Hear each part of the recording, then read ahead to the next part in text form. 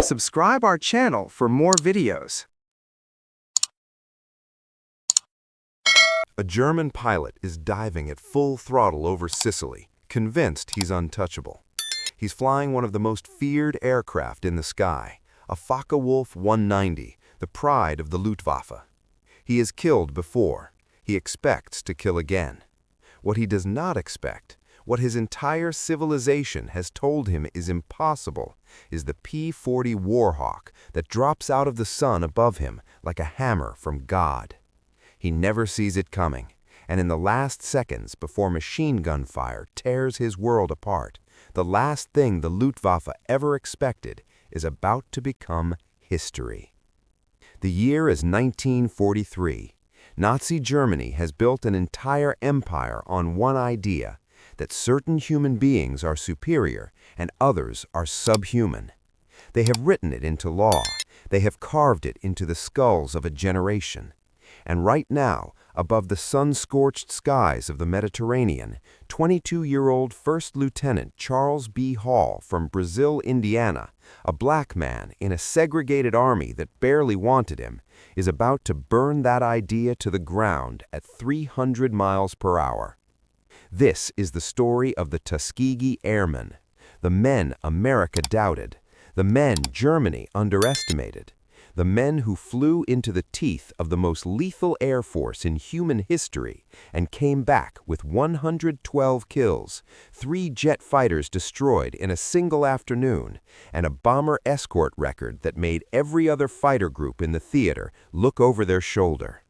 This is the story of the Red Tails. And before this video is over, you are going to feel something you weren't expecting to feel. Let's go. To truly understand what the Tuskegee Airmen accomplished, you have to understand the world they were born into. Not the sanitized version, the real one. Because the obstacles they overcame weren't just German fighters and anti-aircraft fire. The first battle, the one that nearly killed the program before a single man ever left the ground, was fought not over Sicily or Germany or the Adriatic Sea. It was fought in boardrooms and military offices and the cold, bureaucratic corridors of Washington, D.C. In 1925, the United States Army War College published an official report. It was titled Employment of Negro Manpower in War. And what it said, in plain, official, government-stamped language, was this, that the black soldier was, quote, admittedly of inferior mentality and inherently weak in character. This wasn't the fringe opinion of some backwater politician. This was the formal military doctrine of the United States Army. It shaped policy. It shaped training. It shaped the careers of every general who read it. And it explicitly concluded that black Americans lacked the intelligence to master technical roles and the courage required for combat leadership. The Army had decided, on paper, that these men could not fight, and for years that paper held the force of law. But history has a way of producing people who refuse to read the memo. In 1917, a man named Eugene Bullard volunteered to fight for his country. America said no, so he crossed the Atlantic and flew for France, becoming one of the first black combat pilots in history. He shot down enemy aircraft over the Western Front. He bled for a democracy that wasn't fully his. When the war ended, he came home to an America that offered him exactly nothing. No recognition, no parade, no acknowledgement that he had done the impossible.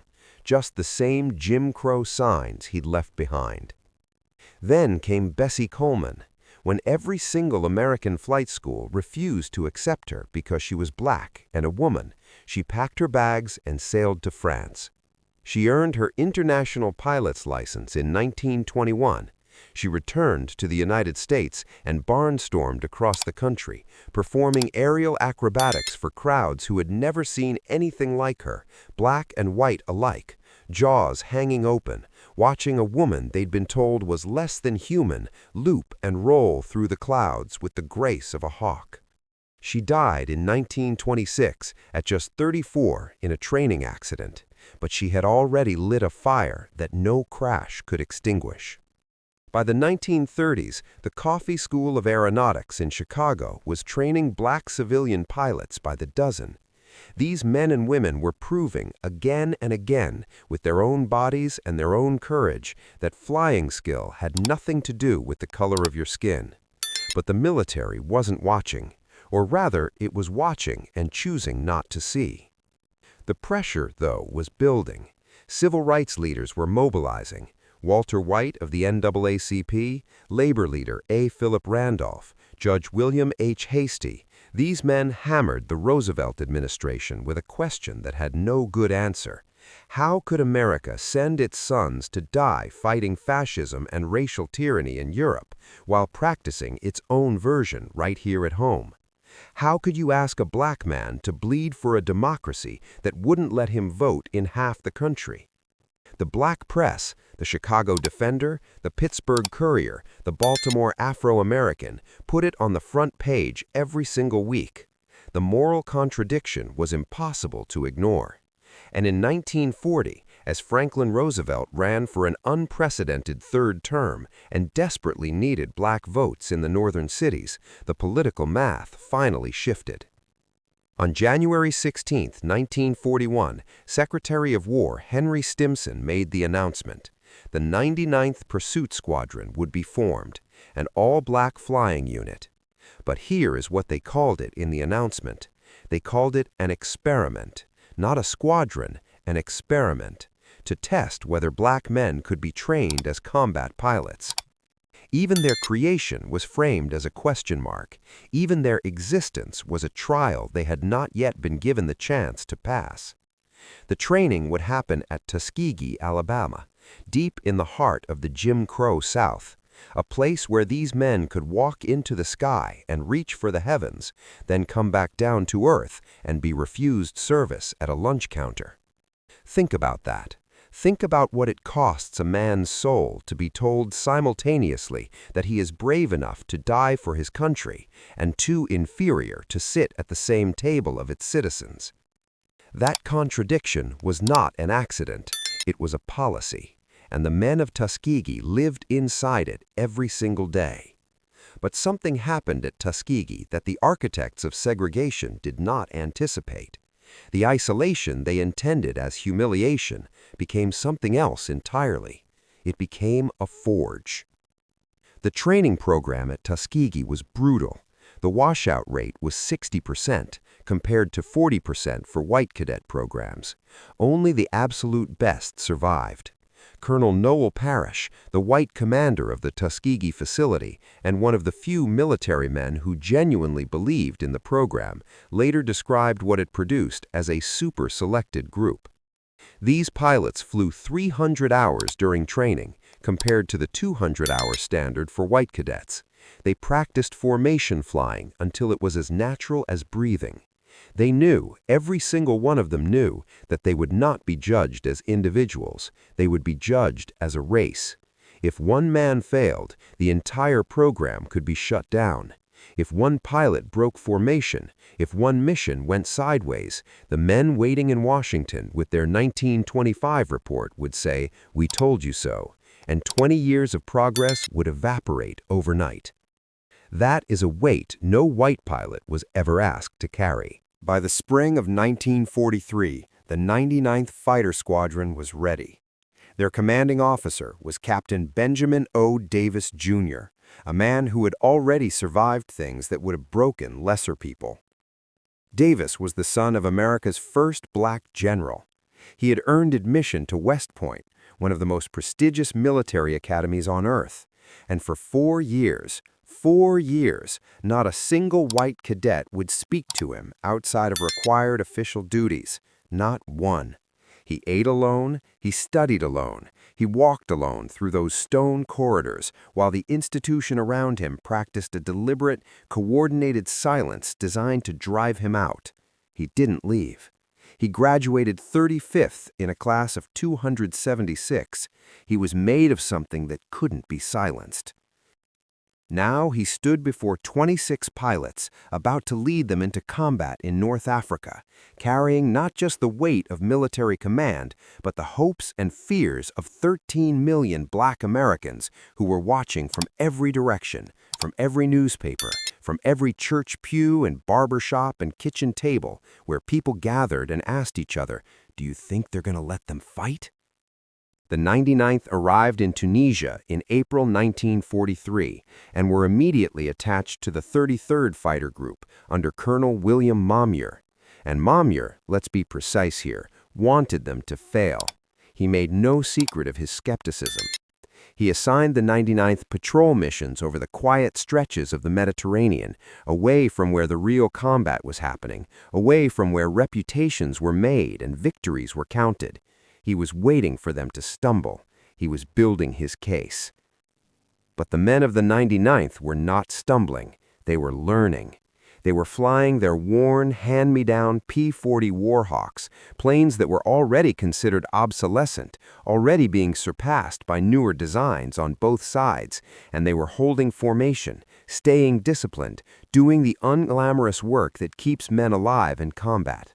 They weren't flashy. They were solid. And in aerial warfare, solid keeps you breathing. On June 2, 1943, the 99th flew their first combat mission, an attack on the Italian-held island of Pantelleria. German fighters appeared to contest the mission. The Tuskegee pilots held their formation. They protected their bombers. Nobody broke. Nobody ran. The Germans received their first lesson about these pilots. They would not crack under pressure. But it was exactly 1 month later that the world changed. July 2, 1943, the sky over Sicily. Charles Hall was 22 years old, flying his 8th combat mission, escorting B-25 Mitchell bombers attacking Castelvetrano airfield. He had grown up in Brazil, Indiana, a small Midwestern town where nobody would have predicted that this young man would one day rewrite history. Hall spotted 2 Focke-Wulf 190s, the Germans' premier frontline fighter, a machine that had been murdering Allied pilots for 2 years, diving toward the bomber formation. In his own words, recorded in the mission debrief, Hall described what happened. "I saw 2 Focke-Wulfs following the bombers just after the bombs were dropped. I headed for the space between the fighters and bombers and managed to turn inside the Jerries. I fired a long burst and saw my tracers penetrate the second aircraft. He was turning to the left, but suddenly fell off and headed straight into the ground. That Focke-Wulf pilot, elite, trained, flying the pride of the Luftwaffe, never came back up." When Hall landed, the base erupted. Black ground crews who had spent months absorbing insults from white personnel, who had been told in 1,000 ways, large and small, that they didn't belong here, that this was not their war, that they were performing a role they were inherently unfit for, those men erupted in joy, because Charles Hall had just done something that Nazi racial doctrine said was impossible. He had outflown, outthought, and outfought one of the Luftwaffe's best, and he had done it in a hand-me-down airplane that the Germans considered barely worth the ammunition to shoot down. It was the first aerial kill in U.S. military history by a Black American pilot, and it was only the beginning. The Germans were paying attention. Word spread through Luftwaffe units operating in the Mediterranean theater. Something unusual was happening with the Americans, a new unit, Black pilots flying with different markings. It didn't compute with anything they had been taught. The Reich had spent years manufacturing the ideology that non-Aryan peoples were incapable of mastering complex military technology. The Nuremberg laws had written that belief into the legal code of an entire nation, and yet, here, above Sicily, above Tunisia, above the Adriatic, that ideology was beginning to splinter against the hard reality of aerial combat. But back home, the attack was coming from a different direction. By January 1944, the 99th had been flying combat for 7 months. They had held their own. They had scored victories. They had not broken. But Colonel Momyer filed his report. The report claimed the 99th lacked aggressiveness in combat. It questioned their effectiveness. It recommended their removal from combat operations. The report reached General Henry Hap Arnold, the commanding general of the Army Air Forces, and Arnold, looking at this report, began making arrangements to shut the entire experiment down. Think about what was happening here. Men who had proven themselves in combat, who had flown hundreds of missions, who had scored kills, who had protected their bombers, were being targeted by paperwork. The battlefield had not defeated them, so their enemies were trying bureaucracy instead. Then came Anzio, and everything changed forever. January 22, 1943. The Allied landings at the Anzio beachhead created a desperate, bloody foothold on the Italian mainland. The Luftwaffe saw an opportunity. They launched massive raids, wave after wave of fighters and bombers, targeting the Allied forces packed on that narrow strip of coast. 15 pilots of the 99th rose to meet them in their P-40s, those obsolete, already outdated Warhawks, against the Luftwaffe's superior Focke-Wulf 190s. And what followed over those 2 days was one of the most explosive, one-sided reversals in the history of area warfare. The 99th destroyed somewhere between 8 and 13 German aircraft. Sources vary because the combat was so intense and so fast that counting was difficult. In just 48 hours, Charles Hall himself claimed 2 more victories, bringing his personal total to 3. Captain Clarence Allen scored kills. Multiple pilots who had been written off as insufficiently aggressive were suddenly producing statistics that made the men who'd questioned them go very quiet. In 2 days, flying inferior equipment, the 99th destroyed more enemy aircraft than they had in their previous 7 months of combat, combined. The War Department, which had been preparing to pull the plug, now launched a formal study.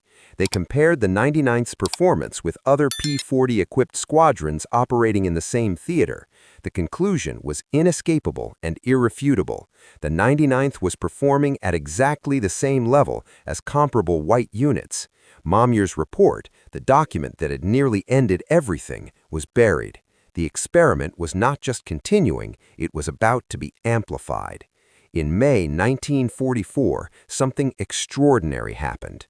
The 99th was combined with 3 newly trained black squadrons, the 100th, the 101st, and the 302nd Fighter Squadrons, to form the 332nd Fighter Group, and this newly expanded force was assigned to the 15th Air Force, with a mission that was simultaneously the most dangerous and the most important assignment a fighter group could receive: bomber escort. They would fly the long, agonizing missions deep into Nazi Germany, protecting the B-17 flying fortresses that were systematically destroying the Reich's capacity to wage war. Colonel Benjamin Davis gathered his pilots at Ramatelli Airfield on Italy's Adriatic coast. He stood before them, and he said something that would define not just their tactics, but their legacy. He said, "We cannot afford to lose bombers. Our job is not to be aces. Our job is to bring those bombers home." 5 words. Our job is to bring those bombers home. That directive, stay with the bombers, no matter what, ran against everything that fighter pilots were wired to do. Fighter pilots by nature are predators. They want to chase, they want to hunt, they want glory kills. The temptation in bomber escort was always the same. A German fighter would appear on the horizon, maybe running, maybe fleeing, and the natural instinct was to pursue, to chase it down, to add it to your score. Some fighter groups did exactly that, and while they were chasing glory kills on the perimeter, other German fighters slipped through and killed the bombers they were supposed to protect. Davis understood this, and he built his entire combat philosophy around resisting that temptation. Stay with the bombers, no matter what, no matter how tempting the target, no matter what the enemy is doing, the bombers come first. Then came the red paint.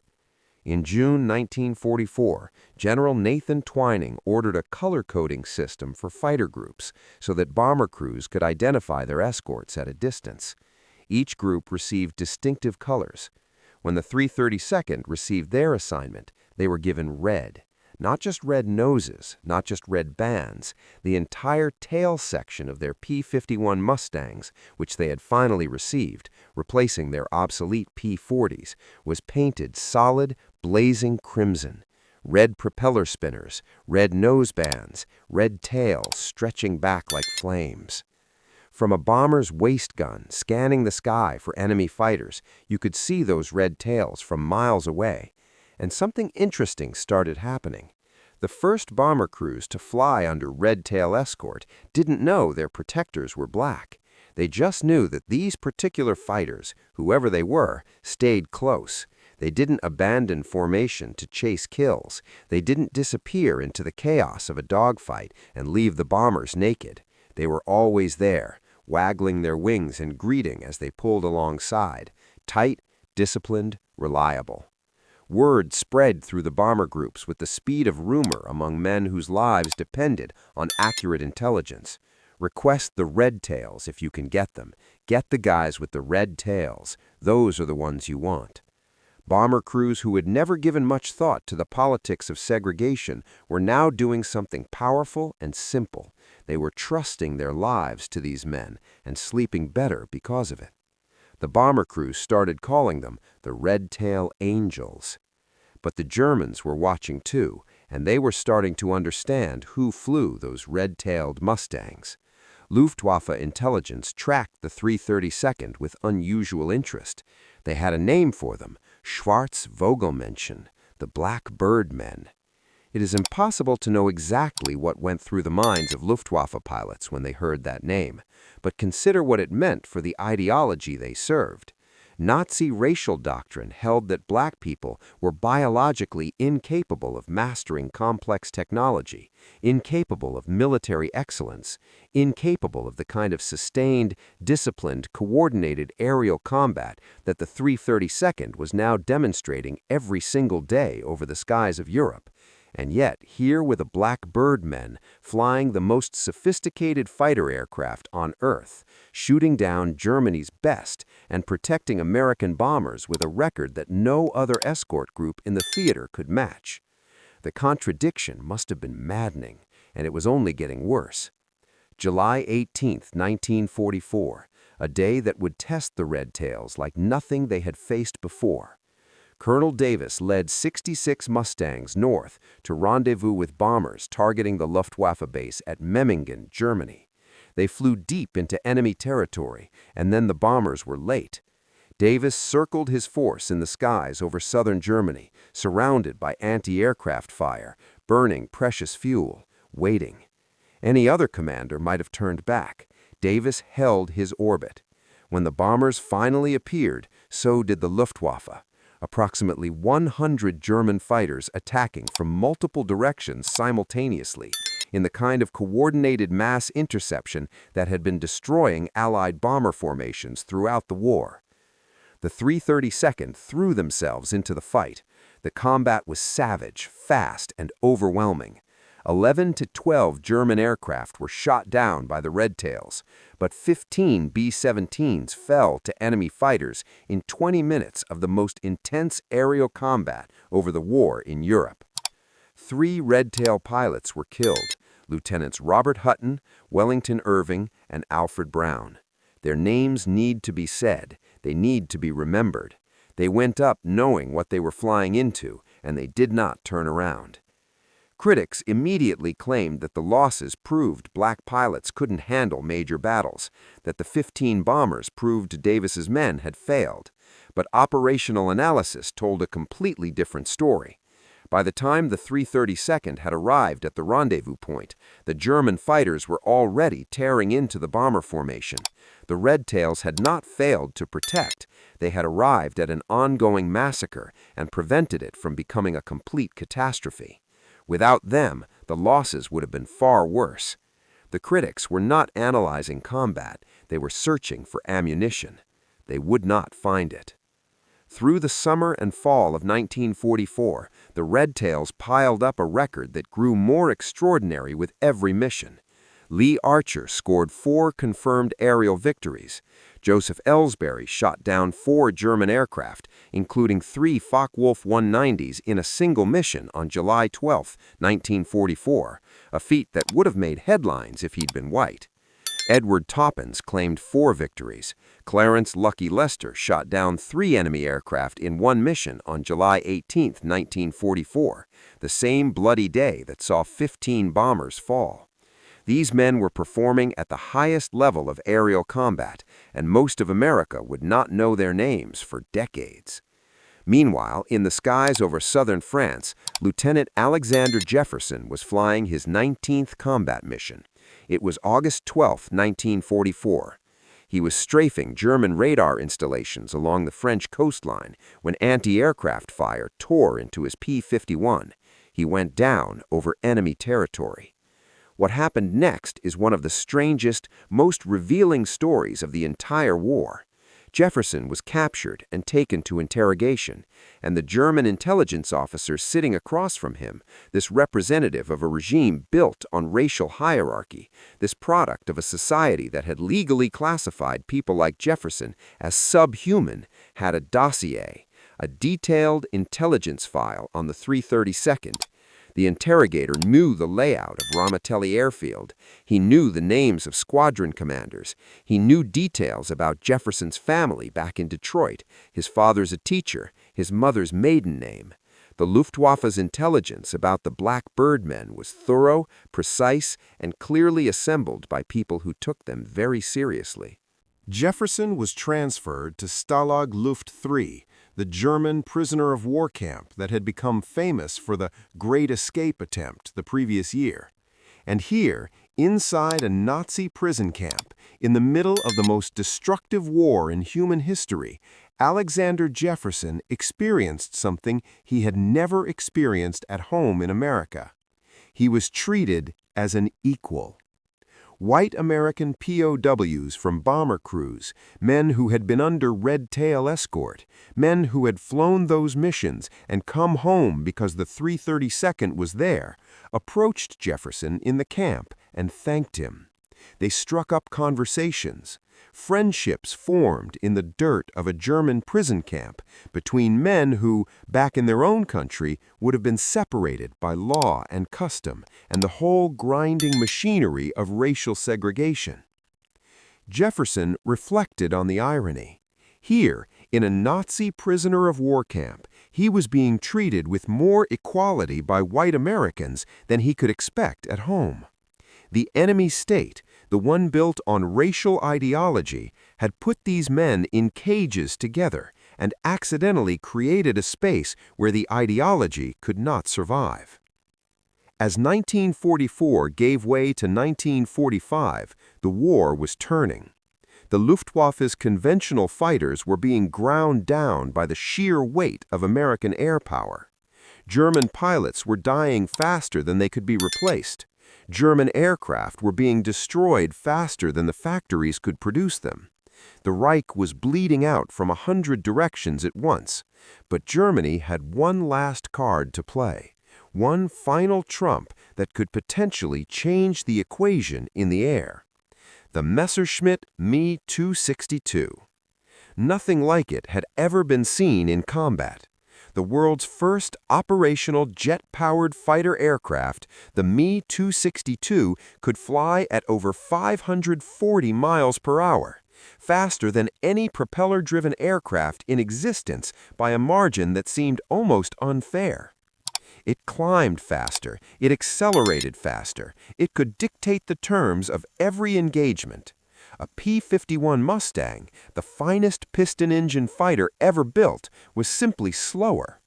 In conventional combat, pilot skill mattered less than the laws of physics, and the laws of physics favored the jet. Allied pilots had encountered Me 262s in the final months of the war and found them terrifying. On March 24, 1945, the 332nd Fighter Group received the most demanding mission of the war. Escort B-17s on a 1,600-mile round-trip mission to Berlin, the heart of the Reich, to attack the Daimler-Benz tank engine factory. Intelligence briefings were clear. Jagdgeschwader 7, the Luftwaffe's elite jet fighter unit, would defend the target. The men being asked to fly this mission were being asked to take propeller-driven aircraft into combat against the future. They were being asked to do something that seemed, by the mathematics of aviation, impossible. Colonel Davis led 43 red-tailed Mustangs north toward Berlin.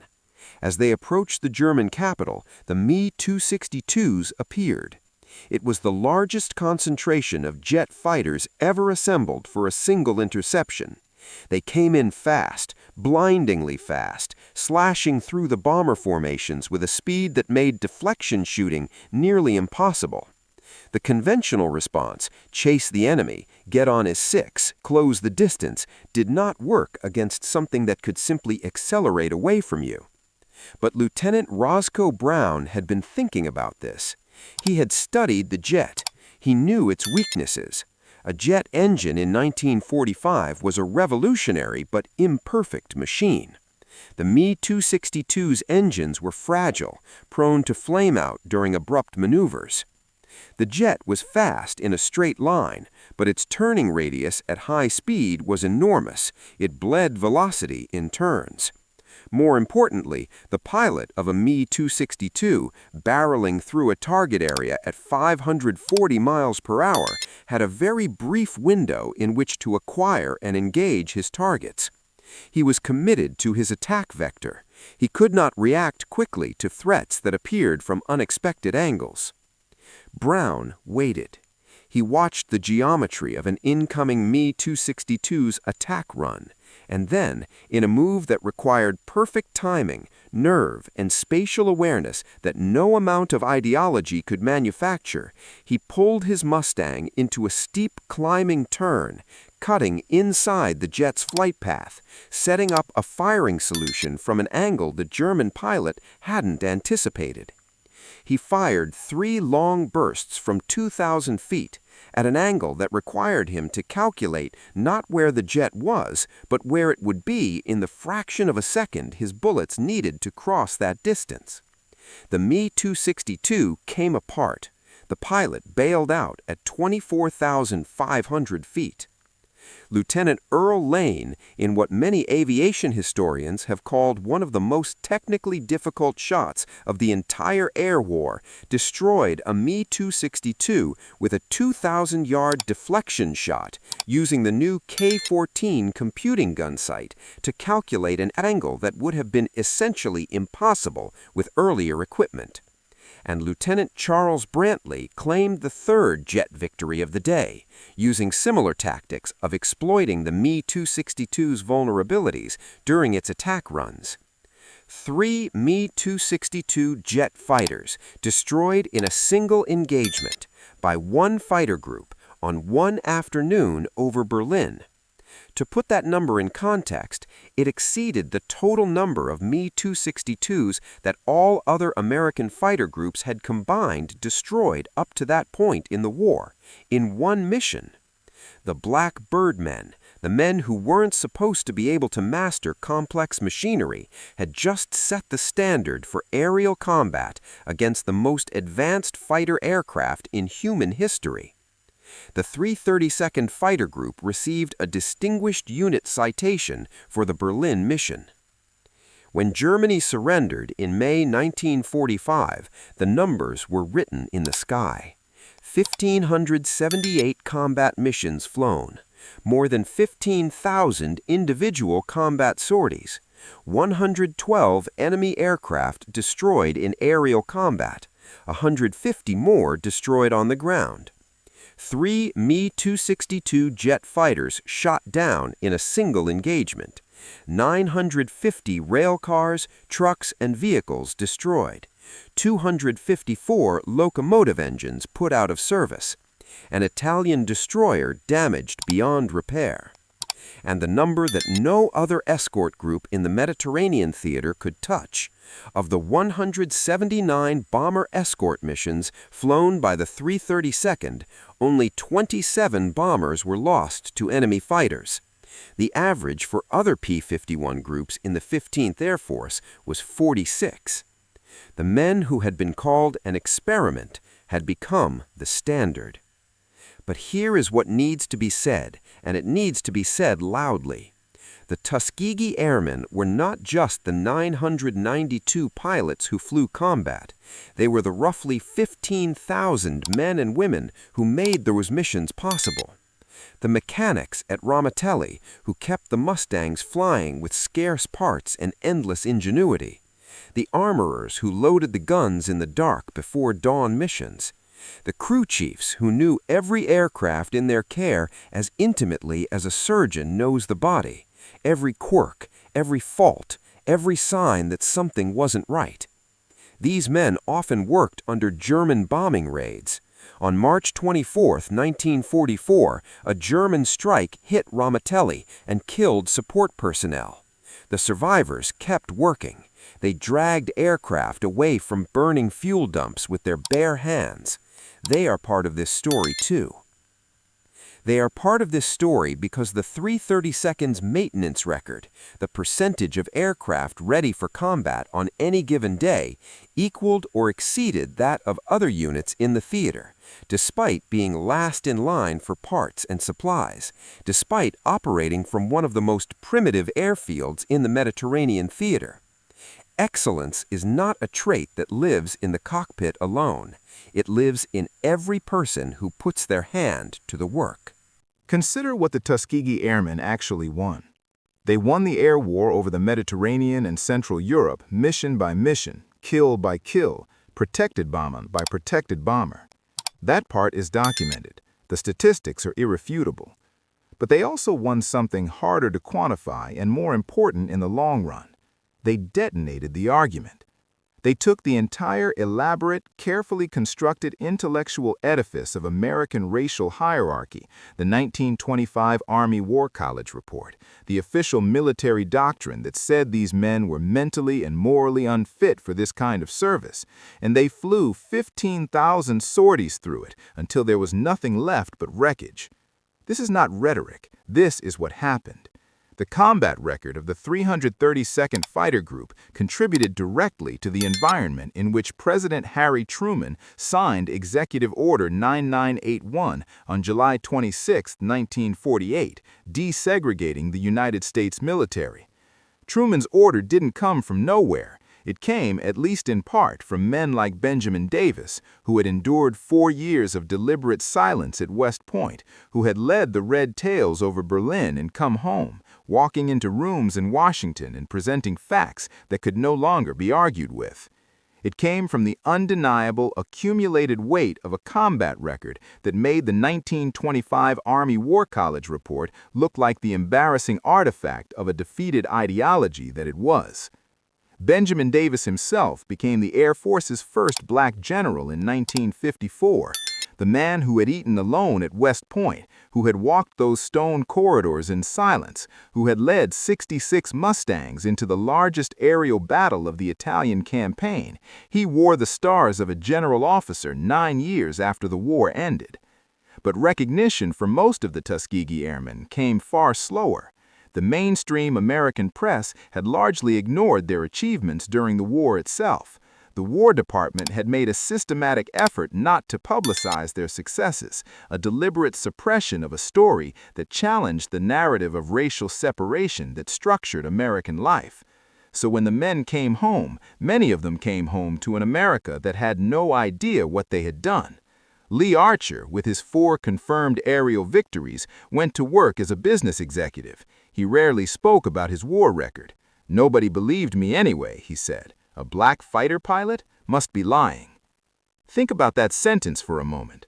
A man who had shot down 4 German aircraft, who had flown combat missions over Nazi Europe in a red-tailed Mustang, came home and found that the story of his own life was too unbelievable for the world around him to accept. The erasure was so complete that the men who had done the impossible had to spend decades waiting for the world to catch up. The waiting ended on March 29, 2007, in the rotunda of the United States Capitol. President George W. Bush awarded the Congressional Gold Medal, the highest civilian honor the United States government can bestow, to the Tuskegee Airmen. Of the nearly 16,000 men and women who had served, only about 300 of the original pilots were still alive to receive it. Some of them were in their 80s and 90s. They had waited more than 60 years. 60 years for a country to officially acknowledge what the bomber crews had known in 1944, what the Luftwaffe's own intelligence files had understood, what the mathematics of 1,578 missions and 112 kills and 27 bomber losses had made it obvious to anyone willing to look. They stood in the rotunda and received their medals, these old men who had once been young men in red-tailed Mustangs, who had once looked down from 25,000 feet at a burning Europe and made decisions that history is still measuring. Some of them wept. Some of them stood at attention the way they had been trained to stand 60 years before, back straight, chins up, the posture of men who had never allowed the world's opinion of them to determine their conduct. Roscoe Brown, who shot down a German jet over Berlin, summarized what they had accomplished in 3 sentences that contain more truth than most history books manage in 3 chapters. He said, "We didn't just fight the Germans, we fought ignorance, prejudice, and hatred, and we won all 3 battles."